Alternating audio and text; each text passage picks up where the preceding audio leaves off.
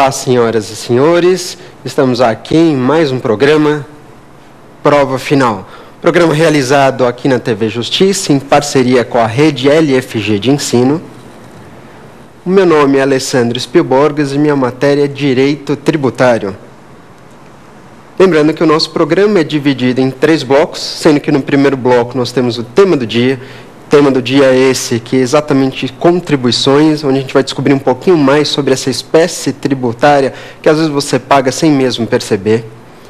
No segundo bloco, nós temos o Pergunte ao Professor, onde eu vou resolver algumas dúvidas dos nossos colegas, nossos alunos espalhados pelo país afora.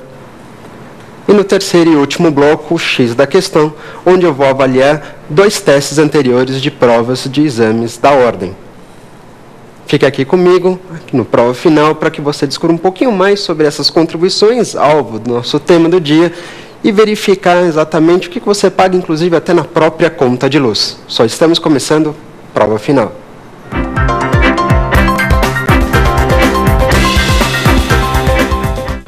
Voltamos então para o nosso primeiro bloco, o tema do dia.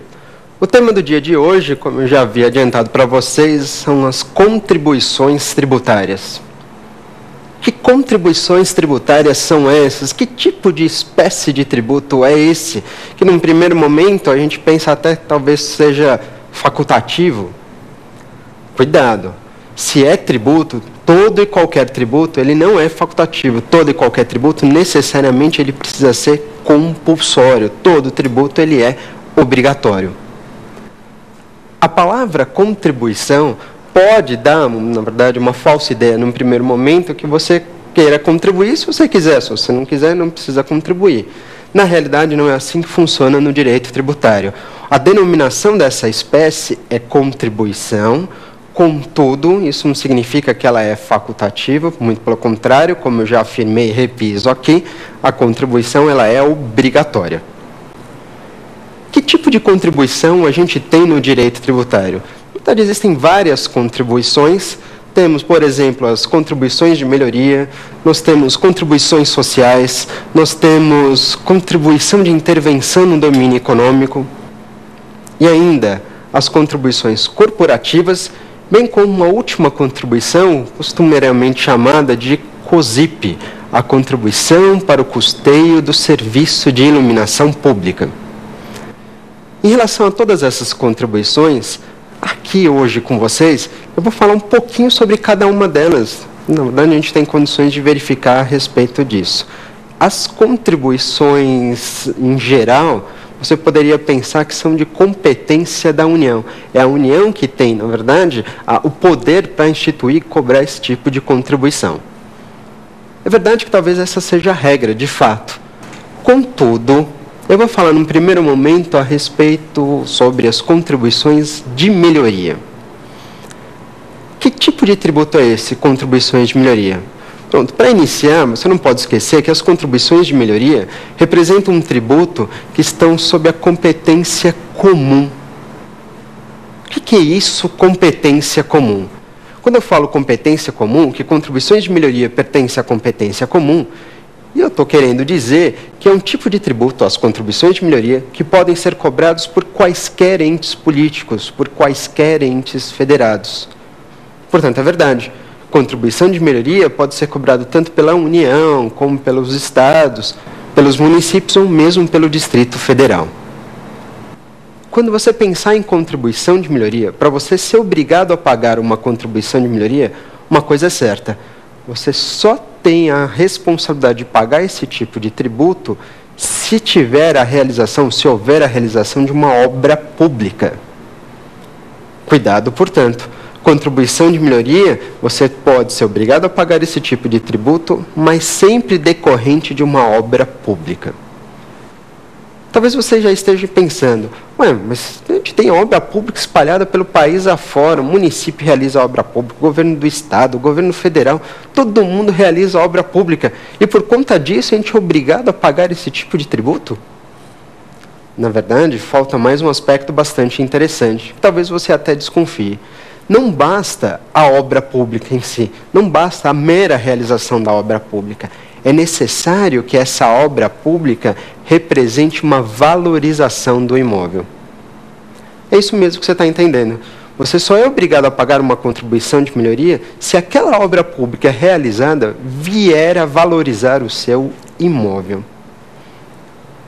Qualquer ente político, como eu disse para você, já adiantei, pode cobrar a contribuição de melhoria, mas para isso é necessário o quê? São necessárias duas características. É necessária a realização de uma obra pública, e além dessa obra pública, é preciso que essa obra pública, enseja uma valorização do imóvel. Todo e qualquer ente político tem condições de fazer isso. Entretanto, para exigir esse tipo de contribuição, também é preciso observar alguns limites. Qual é o limite para se exigir uma contribuição de melhoria? Ou seja, qual é o valor, qual é o montante da contribuição de melhoria que você pode estar sujeito ao pagamento, em razão dessa valorização imobiliária? De acordo com a legislação, de acordo com o nosso Código Tributário Nacional, em 2 dispositivos você descobre um pouquinho mais a respeito desse tipo de tributo. Estou falando dos artigos 81 e 82 do CTN. Especialmente no artigo 81, então você vai descobrir quais são os limites para a cobrança de uma contribuição de melhoria. Que limites são esses? Como eu falei, são 2, os 2 devem ser observados ao mesmo tempo, e um é denominado como limite individual, o segundo como limite total. O limite individual, ele deve ser observado a partir do momento que a contribuição de melhoria ela não pode ser superior ao montante da valorização do imóvel. Como assim? A contribuição de melhoria não pode ser maior do que a valorização que seu imóvel sofreu. Isso significa dizer, simplesmente, que seu imóvel valia R$100 mil, e após a realização de uma obra pública, esse imóvel passou a valer R$110 mil, quanto que ele valorizou? Ora, neste caso, na cara, ele valorizou R$10 mil. O que significa dizer, então, que para essa situação, a contribuição de melhoria, o valor máximo da contribuição de melhoria será de R$10 mil. Contudo, você não pode esquecer que existe um segundo limite a ser observado, que é o tal do limite total. De acordo com esse limite total, somadas todas as contribuições de melhoria, de todos os imóveis que sofreram a valorização, somadas todas as contribuições de melhoria daqueles imóveis que foram valorizados decorrentes de uma obra pública, esse valor, essa somatória, não pode ser superior ao custo total da obra. Ora, é simples. O que eu estou querendo dizer é que o ente político ele pode arrecadar a título de contribuição de melhoria, no máximo, aquele valor que ele gastou na obra. Ele pode gastar, ou ele pode melhorar, arrecadar, em questão da contribuição de melhoria, um valor superior ao que foi gasto na obra. Mais do que ele gastou na obra, ele não pode arrecadar. Ele pode arrecadar, muitas das vezes, menos do que gastou na obra. Mais, de jeito nenhum. Menos, não tem problema. Perfeito? Contribuição de melhoria é uma das contribuições, das várias contribuições que eu já tinha elucidado no início, na verdade, apresentado para vocês. E talvez você esteja pensando, nossa, eu nunca vi esse tipo de tributo. Ele, de fato, ele não é muito corriqueiro. Embora, na maior parte das vezes, ele seja cobrado em municípios bem pequenininhos, muitas das vezes em municípios no interior do estado, talvez um pouquinho mais afastados, ou outras situações bastante interessantes, onde você percebe a exigência de uma contribuição de melhoria, se dá em algumas cidades litorâneas.